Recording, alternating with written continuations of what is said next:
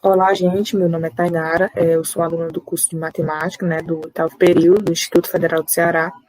Esse vídeo é referente à minha regência através do ensino remoto, né, já que não foi possível realizar o estágio de maneira presencial. Bom, eu espero que esse vídeo ele contribua, né, significativamente na aprendizagem dos alunos quanto ao assunto de progressão geométrica. Então, vamos falar um pouco, né, estudar um pouco sobre o assunto de progressão geométrica. Para darmos início ao conteúdo, vamos saber como surgiram, né, as progressões geométricas. Então, tanto as progressões geométricas quanto as aritméticas, elas foram estudadas, né, tiveram seus primeiros estudos através dos povos babilônicos, né? E os egípcios também, eles usaram as progressões geométricas para verificar os períodos de enchentes do Rio Nilo, né? Para assim saber quando que haveria uma inundação e plantar na época correta para ter a garantia de seus alimentos. E como podemos, né, relacionar o estudo das progressões com o cotidiano? É através do crescimento ou decrescimento de populações, através do cálculo de juros simples e o nascimento de novos galhos em uma árvore, né? E o que é, né, uma progressão? Então, a progressão geométrica, ela é uma sequência numérica em que cada termo, a partir do segundo, é obtido multiplicando o seu anterior por uma constante, né? Temos aqui no exemplo a sequência, né? 2, 4, 8 e 16.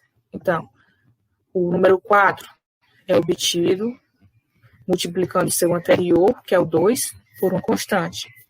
O número 8 é obtido multiplicando o seu anterior, que é o número 4, por uma constante. E o número 16 é obtido multiplicando o seu anterior, que é o número 8, por uma constante, né? E assim ocorre com os demais termos. E como eu encontro, né, essa constante?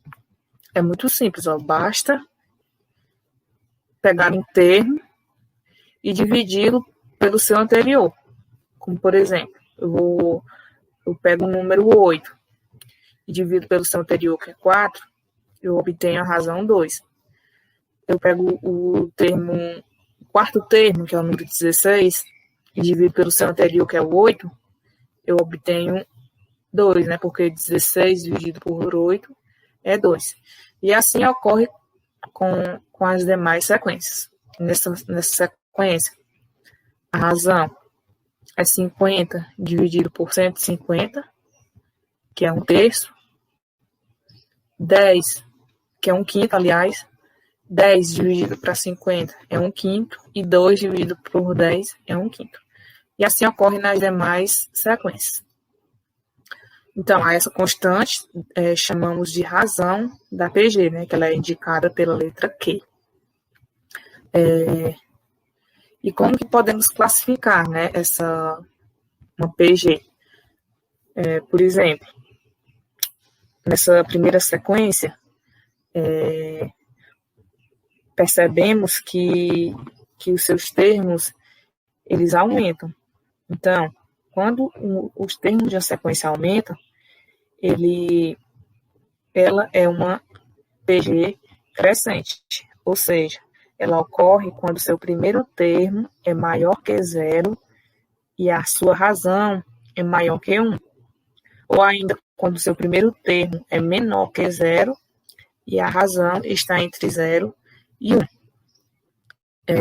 Nessa primeira sequência, temos que a razão é 2, né, maior que 1, ou seja, é uma PG crescente. Neste outro exemplo, temos a sequência 150, 50, 10 e 2. A gente percebe que ela diminui, né? Os termos diminuem. Logo, é uma PG decrescente. E quando que uma PG decrescente ocorre, né? Ela acontece quando o seu primeiro termo é maior que 0 e que está entre 0 e 1, ou quando o seu primeiro termo é menor que 0 e a sua razão é maior que 1. Na segunda sequência, temos que a razão é 1/3, né? É menor que 1. Logo, é uma PG decrescente. Nessa terceira sequência, a gente podemos perceber que os seus termos se repetem, né? E o que é isso? O que ocorre quando uma sequência tem todos os seus termos iguais? Qual o nome que é dado, né? Quando uma PG tem todos os seus termos iguais, ela é considerada uma PG constante. Isso ocorre, né, quando a razão é igual a 1, ou quando seu primeiro valor, seu primeiro termo é igual a 0, e a constante e o valor e a razão é um valor constante, né? Temos aqui a razão desta sequência é 1, logo é uma PG constante. Nessa outra sequência, temos que a gente percebe que os sinais dos termos se alternam, né? Então, que nome é dado a essa constante? Quando o primeiro termo é diferente de 0 e sua razão é maior que 0, ela é uma PG oscilante, né? Temos aqui que a razão é menor que 0, né? A razão é -4. Logo, é uma PG oscilante ou alternada, pois os sinais dos seus termos são opostos, né? E nesta última, percebemos que o primeiro termo é diferente de 0 e que todos os demais termos são iguais a 0, né? O nome dado a essa PG é uma PG estacionária, porque todos os termos, né, a partir do segundo termo, são iguais. O termo geral de uma PG. O termo geral da PG é uma fórmula, né, que determina um termo qualquer de uma progressão geométrica. Quando conhecemos o seu primeiro termo, a posição do termo a ser descoberto, né, e a razão dessa progressão. Então, o termo geral de uma progressão geométrica é uma fórmula usada para descobrir qualquer termo de uma PG. Temos aqui, né, dada qualquer sequência, temos o seu primeiro termo e o que é a razão. O termo geral dessa PG, né, é dado pela fórmula AN, que é o seu enésimo termo, que é o termo a ser descoberto. O primeiro termo da PG, que é preciso conhecer qual é o primeiro termo da PG, e o número de termos, né, dessa PG. Então, o termo geral é esta fórmula, AN, que é o termo a ser descoberto, que é igual ao primeiro termo vezes a razão elevado ao número total de termos menos 1. Então, nessa sequência, né, temos 4, 12, 36, 108 e queremos descobrir quem é o 10º termo desta sequência. Então, basta aplicar na fórmula, né? Conhecemos aqui o primeiro termo, que é 4. A razão, basta pegar um termo qualquer da sequência e dividir pelo seu anterior. Neste exemplo, pegamos 36 dividido por 12, resultando numa razão 3. E o 10º termo, né, que é o termo geral, basta aplicar na fórmula. Então, aplicando na fórmula, o 10º termo será o primeiro termo, que é 4, vezes a razão, que é 3, elevado ao enésimo termo, né, que é o 10, menos 1. Então, 4 vezes 3 elevado a 10 menos 1 é 9, e basta fazer contas matemáticas, né, que multiplicação, potência. 4 vezes 3 elevado a 9 é 19.683. E multiplicando esse número por 4, obtemos que o 10º termo será 78.732. A soma de uma PG, né? Temos que dois tipos de PG, né? A PG finita, como o próprio nome já diz, né? Limita um determinado número de termos, que é dada pela fórmula SN, né? Que é a soma desses termos, que resulta no primeiro termo vezes a razão elevado ao enésimo termo menos 1 sobre a razão menos 1, né?